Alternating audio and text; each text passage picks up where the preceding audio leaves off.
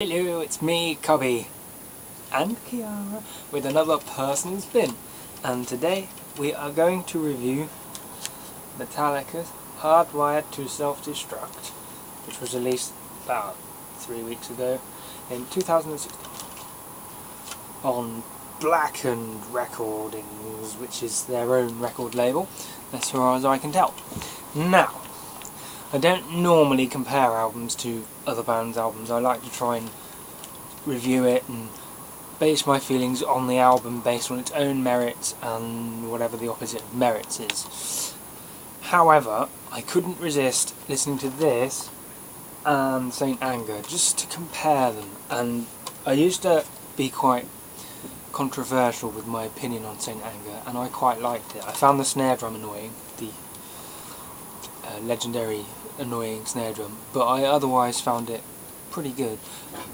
But having listened to this, I have to say Saint Anger sounds like crap. It's so weak and rubbish. So, now on to Hardwired To Self-Destruct. The album starts fast and ends fast, which I'm quite pleased to say. It opens up with the self-titled Hardwired, which is like a pretty much a stereotypical thrash song. It's really fast, really short. It's the shortest song on the album, in fact. And you know, it's got the riffs and stuff, and the drums, and everything else. And then the album ends on another song similar. It's a little bit more groovy, called Spit Out the Bone, which seems to me about becoming a cyborg or something. I'm not very philosophical when it comes to lyrics. They're just words to me. They're sung in a catchy manner, and that's all that matters to me.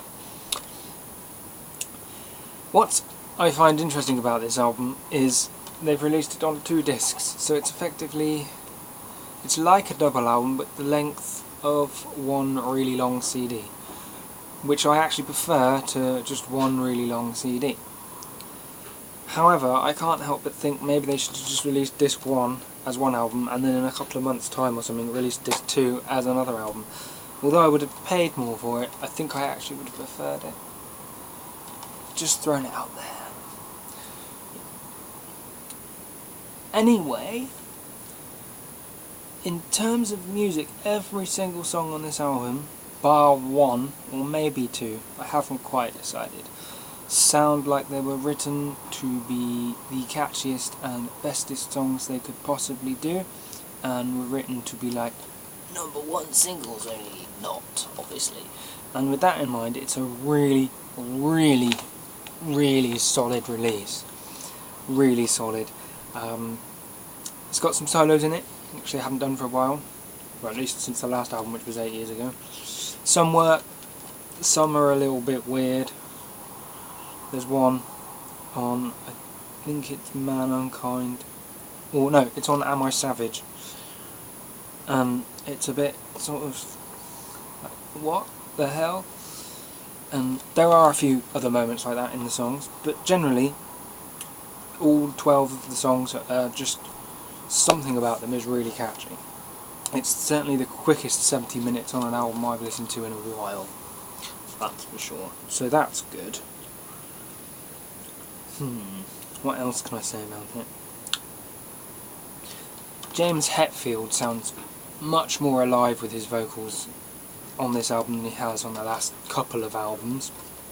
He sounds much more, actually sounds younger, despite the fact he's older, which I think is pretty cool.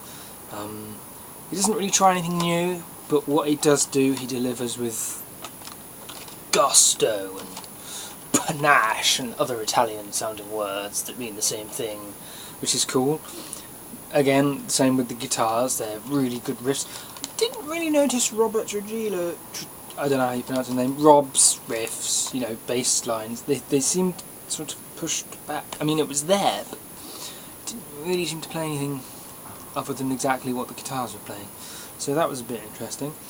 This also now brings me on to the drums. As always, a contentious issue with Metallica. Lots of people can't stand Lars, some people think he's the best thing in the world, and some people are sort of in between. I am none of those, really. I think he's got his own style, which he thoroughly portrays on this album. It's simplistic and pretty unimaginative, I have to say, but it works despite that. I mean, it works with the songs, you know, it pushes them, it doesn't hold them back really, and you know, it's good. It's good enough, shall we say, and the presence of the drums on the album are strong and, you know, like, or, keep forgetting I've got my little Kiara with me. It's okay, I'm going to get someone else to be Kiara for me one day. Anyway, however, I do think he's a bit too simplistic at times. Like, he doesn't half like that snare drum. Again, he's gone from boom, boom to just a decent snare drum sound, but can't stop using it. Like, every single fill is just like a snare roll half the time, which is kind of annoying. I wish he'd just do something else sometimes. And he does occasionally. But there is one song where it really, really works, and that was Here Comes Revenge. Yeah, that was cool. So, there we go. Production-wise, it's pretty spot on. Drums are a little bit loud maybe, but it's all good. It sounds alive, it sounds pretty natural, it doesn't sound compressed and like Death Magnetic did. It's a really solid release. I can't really think of much else to say really, it's just very solid. Although again, I can't decide if it's too long or not. Despite being really long, which normally for me is sort of a problem, it's actually really good, and I've just literally just listened to the whole thing and really, really enjoyed it. Bar one song. I think there's one song they could have left off called, I think it's Am I Savage. I just don't know what they were doing with that song. It was just like a mess for me anyway. I just didn't get it at all. So that one was a no. But the rest was pretty good, and even if they took that song out, it still would have been well over an hour long. So they do seem to have this habit, an obsession with releasing 75 minutes of music every time since Load. They've always like gone, new Metallica album featuring 70 plus minutes of music. Whoa, I mean, whoopee fucking do, you know, I don't really care. If it's good, it could be 30 minutes long and I'd still love it. So there you go. Right. On to the poor review. What should we give, Kiara? She's thinking.